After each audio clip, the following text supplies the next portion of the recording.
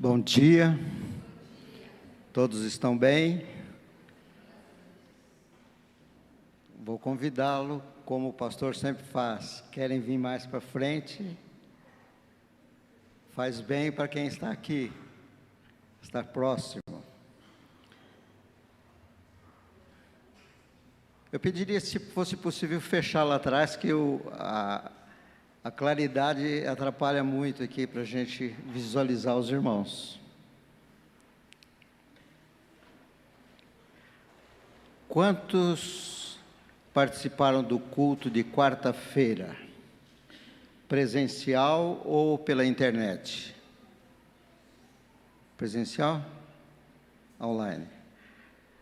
O pastor pregou na quarta-feira sobre o capítulo que nós estamos estudando do livro Oração. Esse livro aqui. E ele pregou sobre o primeiro grande obstáculo à oração. Então eu recomendo que todos, por favor, assista a pregação de quarta-feira do pastor. É sobre as feridas que temos na nossa vida que impede a oração.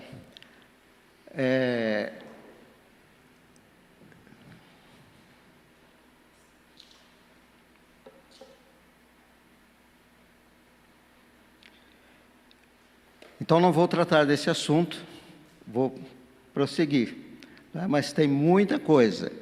Ele pregou durante meia hora, ensinando sobre as feridas que nós temos. Aquilo que nós sofremos na infância, às vezes por ignorância dos nossos pais, bullying na escola, coisa assim, qualquer coisa, qualquer ferida, qualquer dor que nós tivemos e que não foi tratada, ele mostra como isso influencia na vida de oração e é um obstáculo à oração. Então, a pessoa não pode confiar em Deus, não pode se abrir para Deus, ela mantém aquela dor, aquela decepção, aquele maltrato para ela mesma, tá? Hoje, o segundo grande obstáculo que nós vamos tratar é o ativismo. Ativismo religioso nos impede da oração. Então, Silas, vamos lá para o item número 12.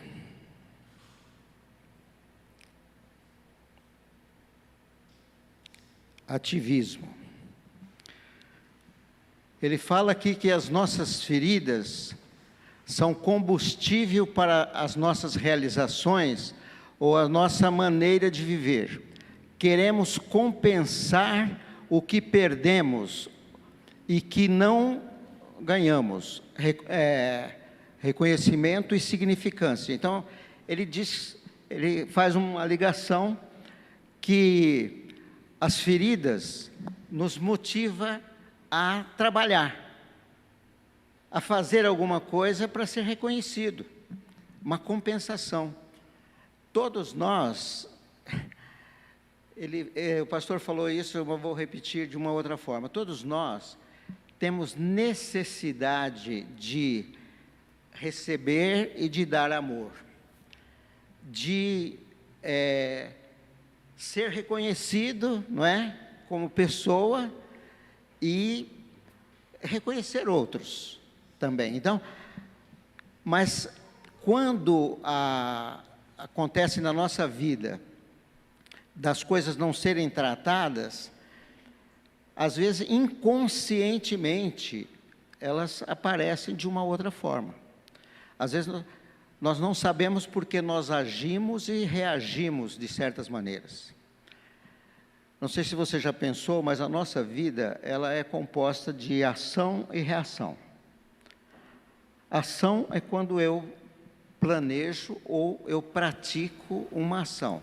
Reação é quando eu reajo ao que está acontecendo. E eu observando a minha própria vida, eu vejo que a minha vida é muito mais de reação do que de ação. Então você está sempre reagindo. E às vezes as reações que acontecem, elas são por causa daquilo que aconteceu na nossa vida. Então ele dá essa introdução. Se fomos rejeitados, queremos comprar aceitação. Em nossa cultura, nós somos definidos pela função que exercemos na vida. Nós não perguntamos quem é você, mas perguntamos o que você faz. Né? Definimos a pessoa porque ela faz. Todos nós somos assim. Nós somos definidos pelo que nós fazemos.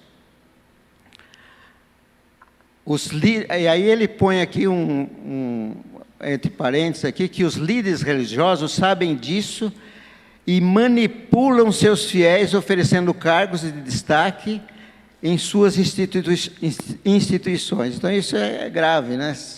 Quando a própria liderança está incentivando você a ser ativista, a fazer alguma coisa. E eu não sei se vocês já viram, mas uma pessoa do mundo se converte e ele chega para a igreja e às vezes logo ele é chamado a dar o seu testemunho, porque o que ele faz é importante, não é? E aquilo vai ser transferido então para a religião, vamos chamar assim, para a igreja, para a finalidade da igreja. E muitas vezes acaba que esses testemunhos, eles não permanecem e se tornam mais um escândalo para o evangelho do que para uma bênção. Então nós precisamos cuidado com o ativismo na nossa vida. E ele continua dizendo que estamos, a maioria das vezes, manipulando as coisas em nosso favor, para que atinjamos um alvo, o topo na nossa vida. Nós manipulamos. Eu queria... Vamos passar para o seguinte. O ativismo nos impede de orar. O Salmo 62 diz: a minha alma espera somente em Deus, dele vem a minha salvação. Você já leu o Salmo 62? A minha alma espera silenciosa em Deus. Você já teve esse tempo também? Você abrir a Bíblia, ler, e você ficar quieto, e procurar realmente ter comunhão com Deus, em vez de abrir a boca e falar. A oração, o pastor já falou, tratou disso, não é uma informação a Deus, que a pessoa então vai informar como ela está, como o que ela precisa. Eu quero crer que o objetivo deste estudo de oração na igreja, nesse tempo, eu não conheço a igreja, não conheço vocês, nós estamos chegando aqui há 4 meses, não. Mas o que o autor pretende, o que o pastor pretende, é que a oração na nossa vida seja o estilo de vida, seja coisa natural do nosso relacionamento com o Pai. Eu trouxe aqui para vocês no início, quando começamos o estudo desse livro, que assim que Paulo se converteu ali na estrada de Damasco, e o Espírito Santo foi falar com Ananias para que ele fosse orar por Paulo, o Espírito Santo disse para Ananias, porque Ananias questionou, disse: mas senhor, o senhor não sabe, ele era terrível, ele veio aqui com autoridade para prender os crentes, como eu vou lá orar? O Espírito Santo disse, o Senhor disse para Ananias: ele está orando. Então, qual é a coisa natural na vida do cristão que conhece Deus? Querer esse relacionamento. Ele pode não saber a forma de orar, ele não precisa ter uma postura física, não precisa ter palavra. Hoje, realmente, nós temos todo um enredo de oração, não é? Se eu vou orar agora, então eu vou orar de uma certa maneira. Se tem as necessidades, nós oramos. Mas até onde isso realmente é verdadeiro?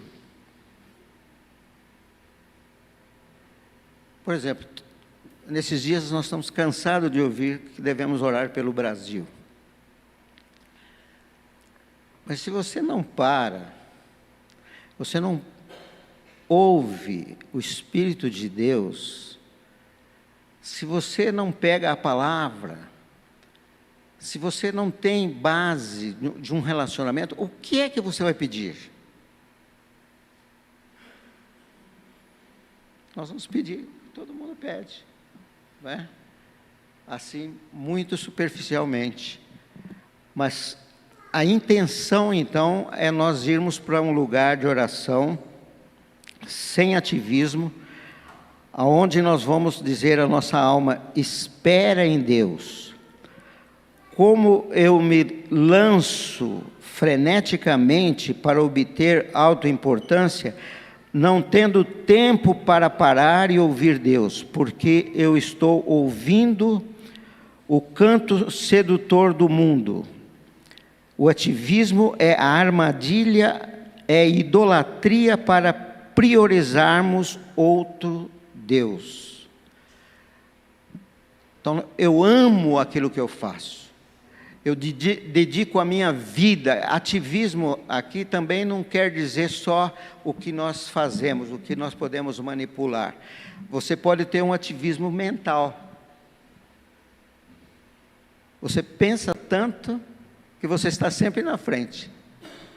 Se você vai orar para pedir a Deus, eu quero ouvir o que Deus tem para me falar, os seus pensamentos começam a ir longe, você já está formulando o que Deus vai te falar.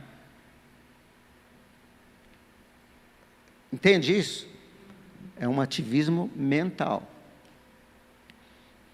Isso não está no livro, mas é experiência, eu sei disso, porque eu sou essa pessoa. Hã?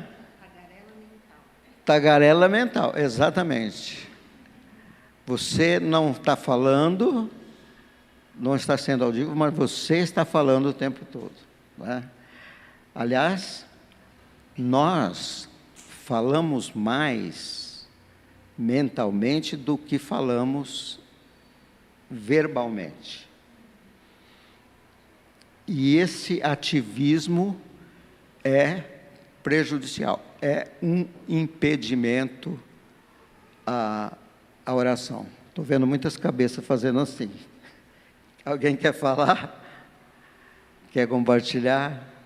Mas é isso. Estão entendendo? Vamos, Silas pode pôr lá.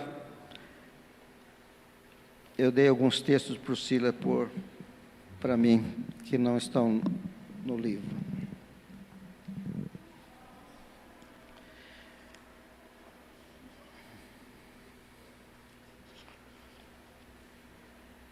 João 6, 26 e 27.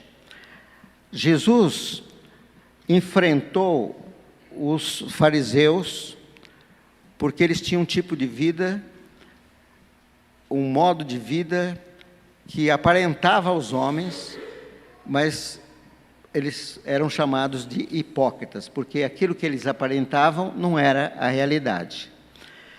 Então, em João 6, agora vamos pensar no ativismo religioso do Velho Testamento, do povo judeu. O Salomão, no dia que vai consagrar o templo, oferece 1000 holocaustos,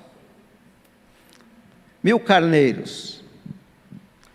Pensa trazer 1000 carneiros aqui na igreja. Primeiro, não tínhamos lugar para pôr. Nem no estacionamento, nem no terreno vizinho do lado, não dava. Agora imagina sacrificar isso. Hã? Alguém já matou algum animal? Matou um frango? Donas de casa que já mataram frango? Alguns, né? Nós, os mais velhos, sabemos o que é isso. Que trabalho dá? Quantas horas nós vamos gastar? Agora, imagina passar um dia inteiro sacrificando. Era um ativismo constante. Isso era para agradar a Deus. Era uma forma de buscar a Deus. E João 6 está dizendo aqui: não se preocupem tanto com coisas que se estragam, como a comida. Os judeus tinham ido procurar Jesus e disseram: onde você está? Você sumiu. E Jesus falou assim: vocês estão me procurando, não é porque vocês creem, mas é porque vocês comeram o pão que eu multipliquei do dia anterior. E então ele está dizendo: não trabalhe por essa comida que perece, não trabalhe, mas trabalhe por aquela comida que permanece para sempre, que dá a vida eterna. Aí os judeus perguntaram: o que faremos para cumprir as obras de Deus? Disseram, pois, que faremos para executarmos as obras de Deus? Essa é a disposição do homem. Me diga o que eu devo fazer. Vocês estão querendo saber o que vocês devem fazer. Todo mundo vem na igreja querendo saber o que fazer. Estão entendendo? O ativismo está diante de nós. É o que nós queremos. Veja o que Jesus respondeu. A vontade do Pai é que creiais naquele que Ele enviou. Olha, vamos deixar esse negócio de sacrifício, vamos deixar esse negócio de ativismo. Crê, confia. Aí você vai entrar naquele lugar de descanso. Sossega, minha alma. Você não tem que fazer nada. O pastor Manassés está falando do tempo de nascer e de morrer, e todos nós estamos nesse período. Já tivemos o primeiro, vamos ter o segundo. Mas já lhe ocorreu que Jesus veio para uma missão tão maravilhosa e que Ele só expôs a esse trabalho, a essa obra que Ele veio fazer, durante 3 anos, ou no máximo 3 anos e meio. Agora, em João, capítulo 17, esse versículo eu não tenho ali, mas vamos abrir João 17, versículo 4. João 17, 4. Jesus está orando com os discípulos. É o final do seu ministério.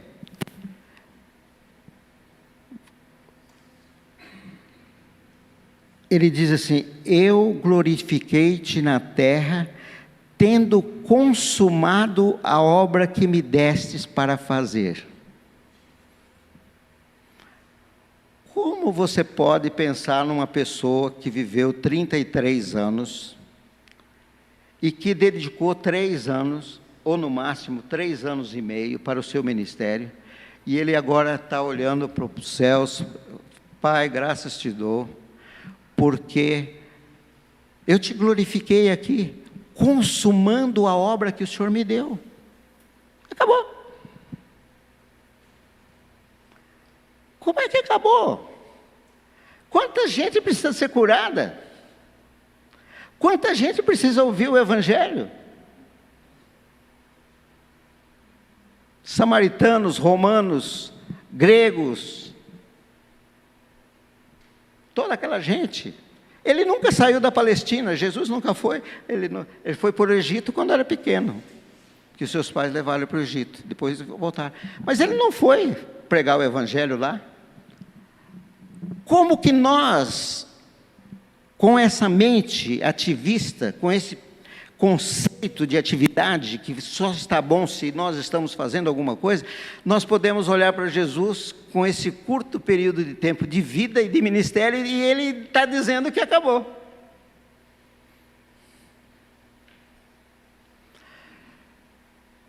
E aqui nós temos uma grande pergunta para nós: qual o propósito da minha vida?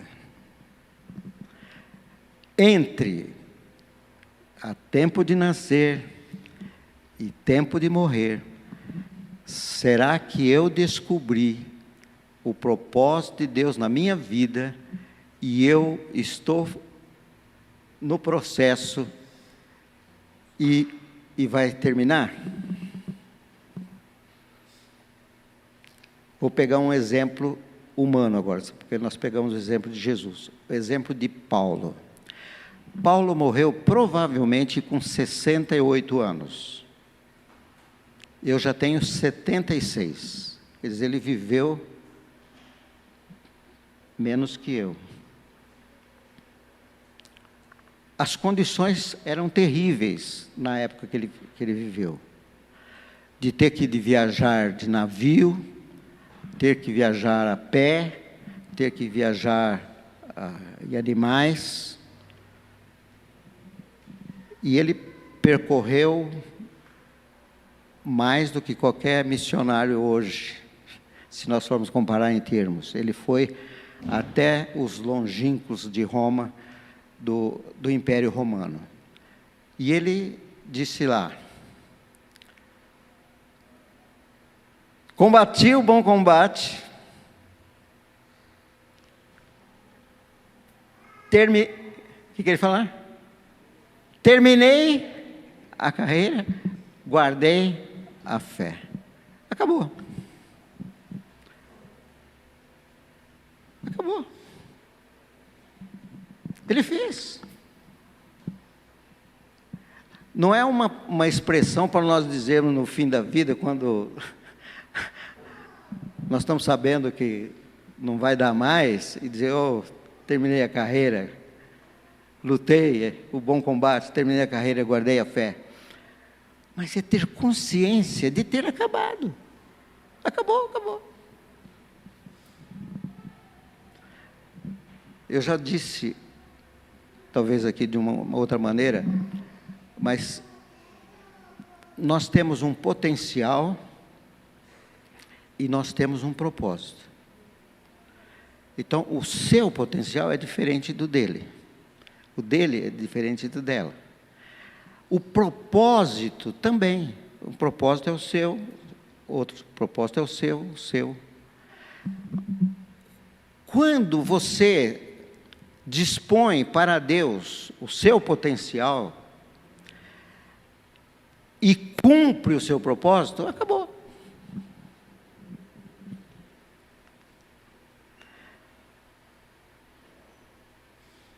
Eu vinha falando com a Alice, eu vejo o propósito da nossa vida, de termos casado, de termos nos conhecido, de termos tido os nossos filhos, era o propósito de Deus. Mas o que mais ainda tem no propósito de Deus? Eu tenho uma convicção de que ainda vou ver nos meus dias coisas que eu não vi em resposta a esse assunto que nós estamos estudando de oração. Porque Jesus foi simples. Ele falou uma coisa simples, e vocês vão talvez concordar ou até se chocar com isso. Jesus disse assim: se você crê em mim, você fará as obras que eu faço. E fará maiores, porque eu vou para o Pai. E tudo que pedires em meu nome será feito. O Que tal? Olha para a sua vida. Será que Jesus falou isso só para aqueles 12 que estavam ali? Ou será que essa é uma palavra extensiva para você e para mim? E onde está essas obras que Jesus fez, que nós vimos fazer? E onde estão as obras maiores que as que Jesus fez? Isso é para a igreja. Eu creio que no primeiro século, os primeiros apóstolos, eles viram isso. Porque a oração do primeiro século tem um contexto um pouco diferente do nosso. Pedro e João estão indo ao templo para orar. Os judeus tinham o costume de orar muitas vezes do dia, pelo menos 3 vezes ao dia. E eles estão indo lá orar.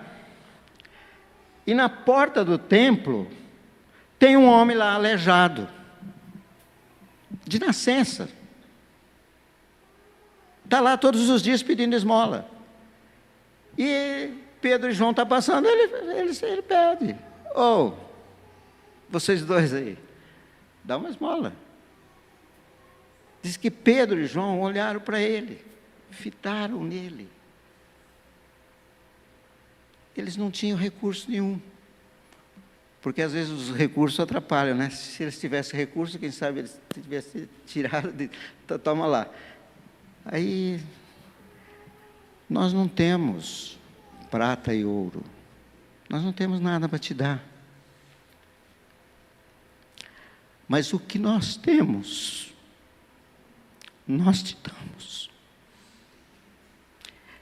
Em nome de Jesus, o Nazareno, levanta e anda.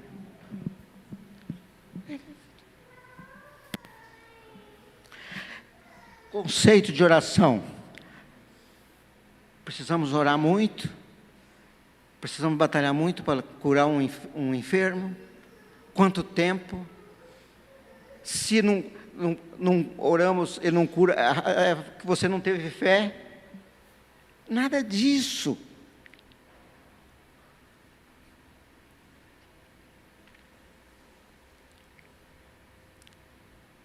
Eles, os discípulos, absolveram de Jesus aquilo que era a vida de Jesus. E Jesus, note uma coisa, ele não realizou nada porque ele era o unigênito Filho de Deus. Ele não realizou as coisas que realizou porque ele era Deus. Ele se esvaziou completamente. Ele não deixou de ser Deus, mas ele esvaziou-se completamente. Ele não usou o poder criador, como da palavra no início, haja luz e houve luz, poder divino, haja luz e houve luz, era o poder de Deus, ou a terra, ou os astros, nada disso. Ele não usou esse poder. A Bíblia diz que ele era um homem cheio do Espírito Santo. Ele era guiado pelo Espírito Santo. Ele disse muitas vezes: eu não falo nada de mim mesmo, eu ouço meu Pai, e como o Pai fala, eu falo. E o Pai que mora em mim faz as obras. As obras que eu faço, eu não as faço de mim mesmo. É o Pai que mora em mim que faz. Percebe o que é oração? Oração é a sua vida, irmão. Oração é a nossa vida. Jesus, por isso ele parou aquele ativismo, dizendo: a obra de Deus não é fazer, é crer. É crer. É esse lugar de alma e coração rendidos à vontade de Deus. Também ouvindo o que Ele nos fala e fazendo o que Ele quer fazer através de nós. Amém? Amém. Então você vai cumprir o propósito da sua vida. O plano que Deus tem. E você vai poder dizer: Pai, eu te glorifiquei na terra. Eu consumei a obra que o Senhor me deu para fazer. Então Jesus, com 3 anos e meio, Ele fez. Agora tem um texto interessante, em Atos capítulo 1, verso 1. Porque Lucas vai fazer uma pesquisa sobre o que Jesus fez. Ele vai escrever para um amigo dele, chamado Teófilo. E no capítulo 1, verso 1, ele diz assim: fiz o primeiro tratado, ó Teófilo. Estão comigo em Atos 1? Fiz o primeiro tratado. Qual é o primeiro tratado? O primeiro tratado foi o Evangelho de Lucas. Agora ele está escrevendo Atos. Seria o segundo. Eu fiz o primeiro tratado, o Evangelho de Lucas. Depois ele vai falar aqui que pesquisou acerca de tudo que Jesus começou não só a fazer, mas a ensinar. Agora parece que eu estou entrando num contraste. Como Jesus consumou, se Lucas diz que fez uma pesquisa para escrever o Evangelho de Lucas, e só Jesus começou a fazer e a ensinar.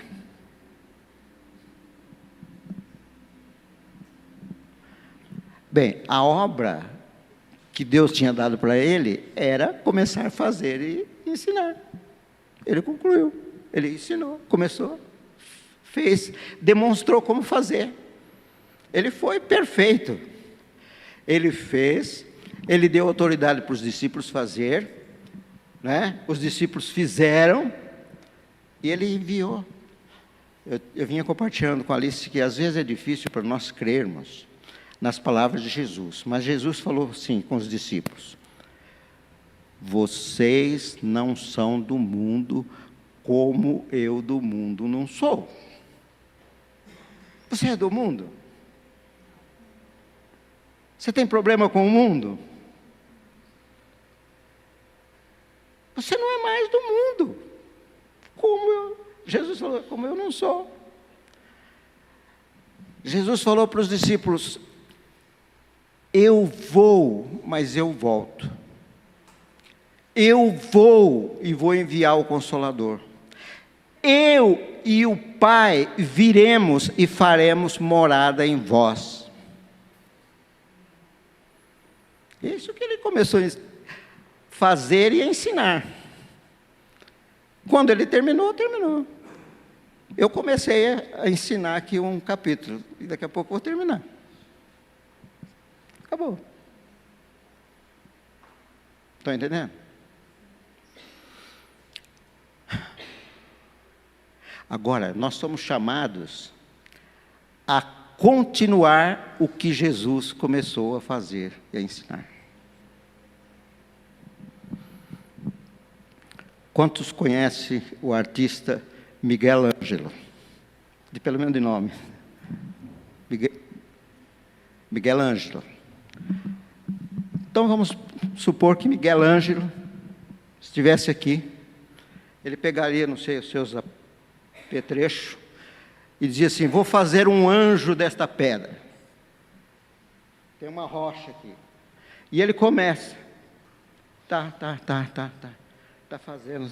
Começou a dar uma forma.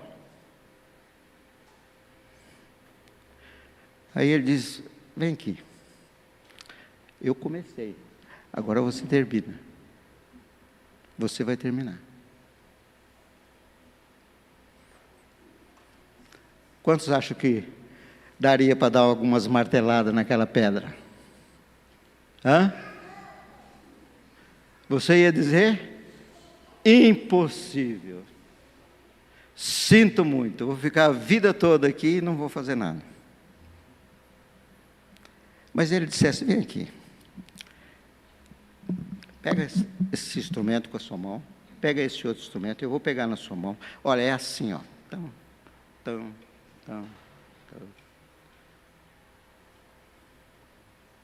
Amanhã nós vamos continuar. Tá? No fim, quem fez a obra?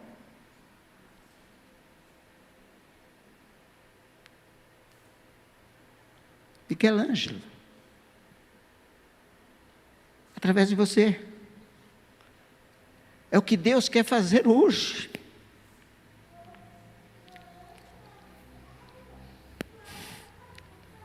Só existe uma obra que permanece. Jesus falou: a planta que meu Pai não plantou será arrancada. Não adianta o nosso ativismo. Não adianta o que nós queremos. Nós devemos estar em sintonia e a nossa vida ser isso que Jesus planejou. É sobrenatural. A vida cristã é sobrenatural. Não tem nada de natural. É natural para o crente ter uma vida sobrenatural. Não é para ficarmos de boca aberta aqui, como no caso de Michelangelo. Eu não posso fazer. Imagina. Amém? Vamos ver o exemplo de Marta e Maria na Bíblia. Lucas 10. Lucas 10, Jesus está indo lá em Betânia e chega na casa de Marta e Maria. Ele é convidado. Então Marta começa a se preocupar. Eu não sei se estava alguma coisa fora de ordem, se alguma coisa parecia desconfortável ali para Jesus, ela queria pôr em ordem. E não sei também se ela queria fazer uns pratos diferentes. Uma pessoa tão importante ali, não é? Na casa, vou fazer alguma coisa. Sei lá, ela podia saber que Jesus gostasse de peixe desse assado, ou peixe frito, sei lá. Ela estava ali, fazendo, querendo servir Jesus, de tal maneira. E Maria sentou lá, aos pés de Jesus, e está lá, conversando com ele. E Jesus: Maria, você viu aquela pessoa, como ela recebeu, como ela foi perdoada? E Maria está lá, deleitando com as palavras de Jesus. E a Marta ali preocupada, e aí ela desabafa, quer dizer, ela já tinha conversado muito nos seus pensamentos, né? Imagina, vendo uma cena daquela. O que você pensa quando você vê alguém que está assim, tão folgado? Aí ela: Jesus, o senhor não vai ter essa preocupação de mandar essa minha irmã vir me ajudar? Eu estou precisando aqui de ajuda. É para servir você. É acabar esse almoço, é acabar essa arrumação, é acabar isso aqui, ó, essa sobremesa. Jesus falou: Marta, você está fadigada, está correndo, está fadigada com tantas coisas. Só uma.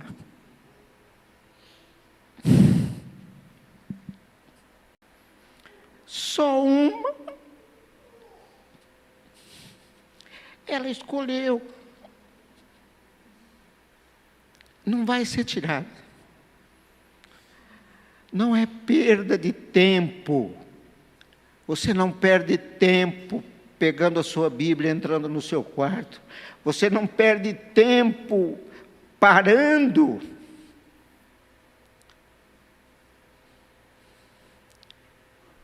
Dizem que Martinho Lutero, ele orava 3 horas de manhã antes de qualquer atividade. Mas se ele tivesse muitas atividades, ele oraria 4, 5 horas.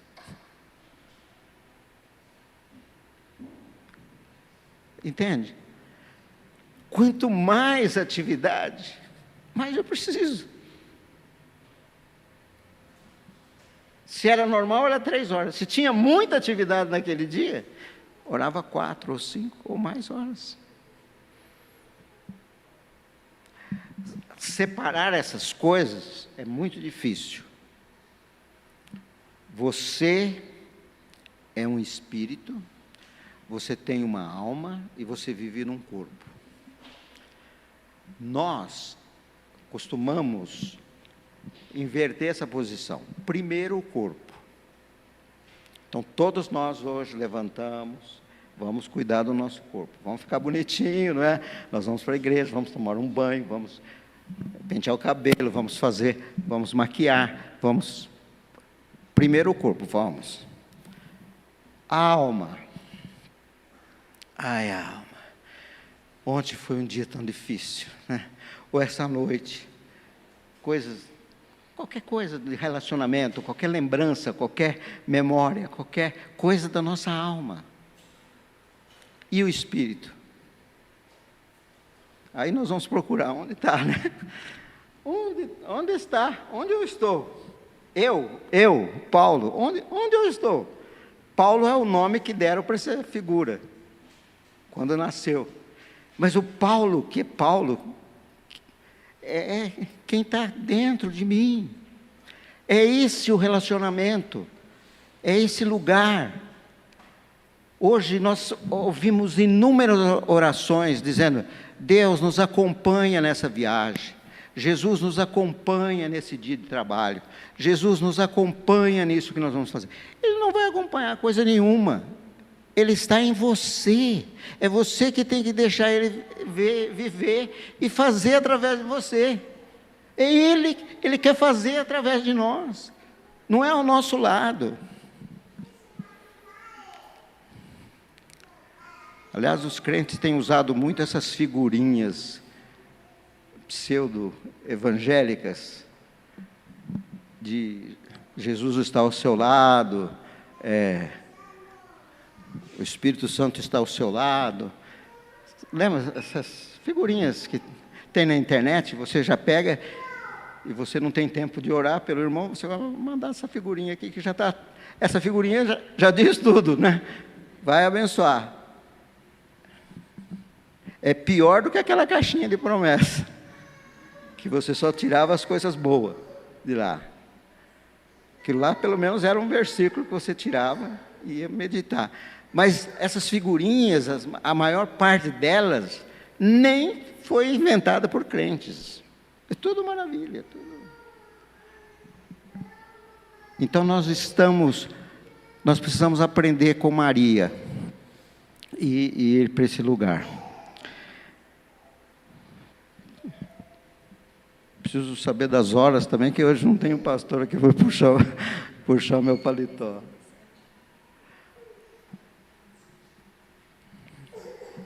Deus tinha tanta preocupação com o seu povo, que Ele incluiu nos mandamentos um dia de descanso para o povo.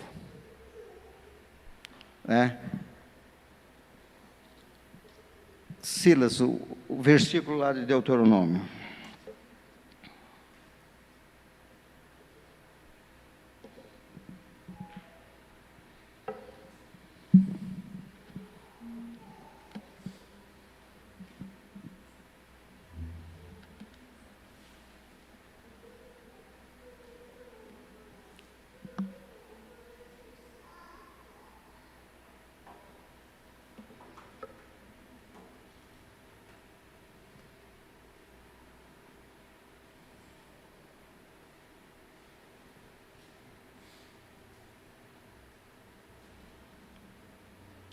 Aliás, é Êxodo 28:8-11. É o quadro número 17/28. Lembra-te do dia do sábado para santificá-lo. Trabalharás 6 dias e nele fará todos os teus trabalhos.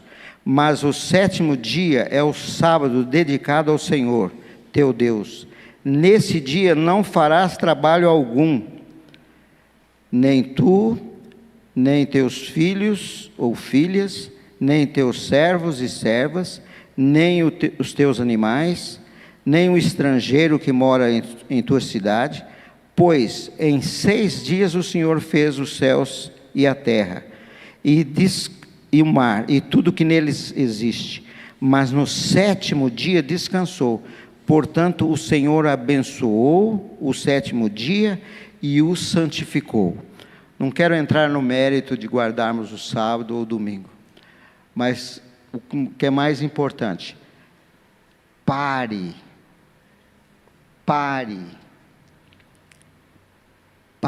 de fazer para estar com o Senhor. Para o judeu era muito difícil trabalhar com cuidado de animais, cuidar da lavoura, que só tinha isso naquela época, não tinha internet, não era trabalhos como hoje, era trabalhar, era muito difícil. E ainda Deus deu mais, Deus deu essa mesma lei para a terra. Cada 6 anos trabalhado na terra, pare aquela terra por 1 ano. Lembra que no deserto, Deus supriu com o maná, o sábado que eles não deviam colher o maná? Colhe 6 dias. No 6º dia você colhe duplamente, para ter para o sábado. E eles fizeram e deu certo. A terra também tinha que descansar no 7º ano de trabalho. Você plantou milho 6 anos, agora o judeu colheu bastante em 6 anos. Você acha que ele queria parar no 7º? Sabe quantos anos os judeus ficaram na Babilônia, cativo em Babilônia? Quem sabe quantos anos?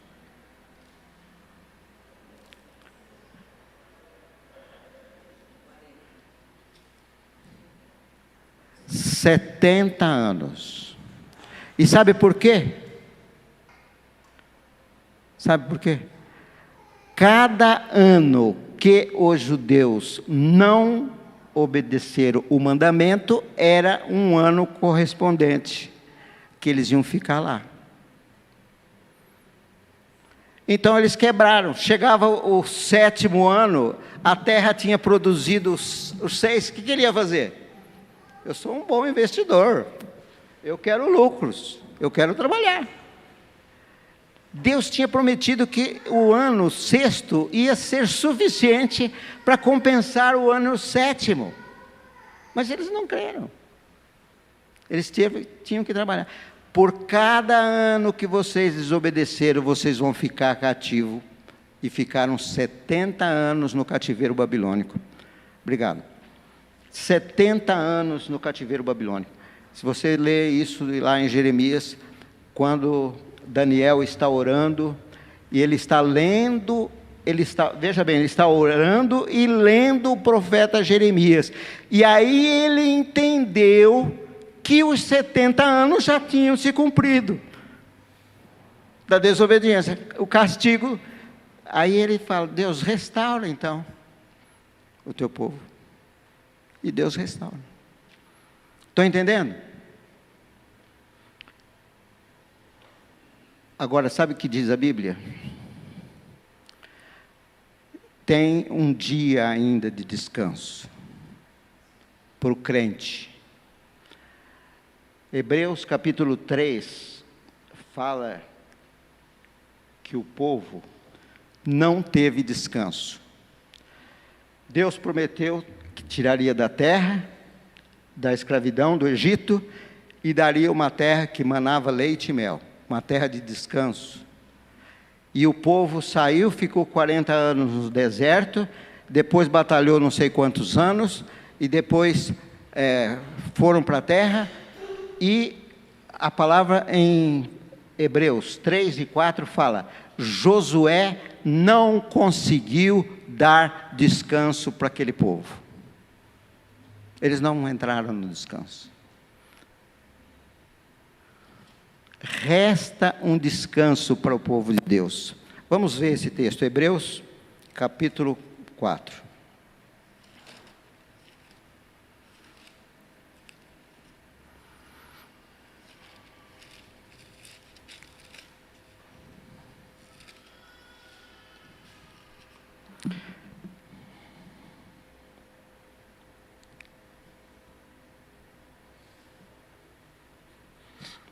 Vou ler os últimos versículos do capítulo 3.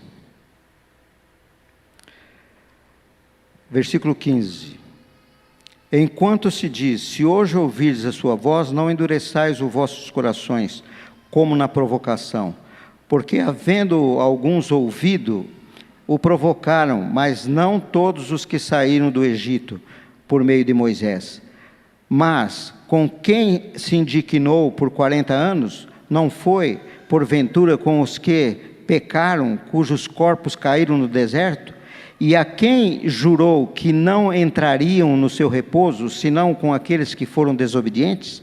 Vemos que não puderam entrar por causa da incredulidade. Temamos, pois, que, capítulo 4, temamos, pois, que, porventura deixada a promessa de entrarmos no seu repouso, pareça que alguns de vós fica para trás. Agora é a igreja. Quem escreveu Hebreus está dizendo assim, olha, também a nós foi dada a promessa de entrar no repouso, mas eu estou desconfiado que alguns vão ficar de fora, porque também a nós foram pregadas as boas novas, como se deu a ele. Mas a palavra da pregação não lhes aproveitou, porquanto não estava misturada com a fé naqueles que a ouviram. Porque nós, os que temos crido, entramos no repouso, tal como ele disse, assim jurei na minha ira, não entrarão no meu repouso. Embora as suas obras estivessem acabadas desde a fundação do mundo. O plano de Deus para o povo entrar na terra era um plano acabado antes da fundação do mundo, era só crer. Hoje, quando nós estamos falando de crer em Jesus, como Jesus disse, a obra de Deus não é que você faça nada, mas creia naquele que ele enviou, é porque a obra de Jesus está consumada, está acabada, desde antes da fundação do mundo. Com quantas bênçãos a senhora foi abençoada, minha irmã? O que a palavra diz? Todas as bênçãos celestiais em Cristo Jesus, antes da fundação do mundo. Quantas bênçãos você tem? Hã? Quantas bênçãos você tem? Quantas? Todas. Está preparado tudo. Jesus disse essas palavras lá em João 17, quando ele orou, Pai, eu consumei a obra, mas ele disse na cruz também, quando ele disse, tenho sede, e deram a ele vinagre, ele disse, Pai, acabou. Toda a profecia em relação à minha vida acabou agora. Essa era a última. Eu estou provando o vinagre. Acabou, Pai, está consumado. Então não tem mais sacrifício, nós não temos mais aquela correria do Velho Testamento. Então não é o quanto você vem na igreja, não é o quanto você lê a Bíblia, não é o quanto você ora, não é nada disso. A obra é de Jesus consumada, e agora nós temos que crer nesta obra, e Ele vai fazer as mesmas coisas que Ele começou através de nós. Embora as suas obras estivessem acabadas desde a fundação do mundo. Está acabado.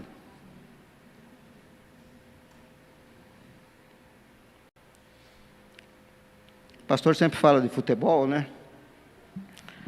Se você soubesse que o Corinthians vai ganhar, como o pastor Manassés disse que o netinho dele já é corintiano, né? O que você iria fazer? Você ia ficar 90 minutos ali. Será que vai? Não vai. Não vai.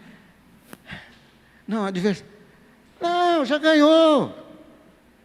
Quando você assiste um replay, que já foi a vitória, você fica descontraído. Né? Vocês têm que só fazer assim, no tempo que eu assisti a televisão, no tempo de Pelé, agora eu vou ver o gol que o Pelé vai marcar. E ficava lá. Mas no dia não. Nós estamos assim. Nós estamos correndo. O que será que vai ser? Como vai ser? Nós não conhecemos o mapa. Nós não estamos vislumbrando aquilo. As obras já estão acabadas. Desde a fundação do mundo. E resta um repouso para nós. Aqui agora no capítulo 4, versículo 6. Visto, pois, que resta que alguns entrem nele, e aqueles a quem primeiro foram pregadas as boas novas, não entraram por causa de desobediência. Determina outra vez em certo lugar, hoje, dizendo por intermédio de Davi, hoje se ouvides a sua voz, não endureçais os vossos corações. Hoje é ouvirmos a sua voz e não endurecermos o nosso coração. Amém? E entra nesse descanso. O pastor tem falado de que um aspecto na vida dele e na maioria de nós, a frustração é de não ter as orações respondidas. E acontece muito, né? Mas vamos crer que nós vamos ver 100% das nossas orações respondidas. Amém? Esse é o plano de Deus. Eu não estou inventando nada.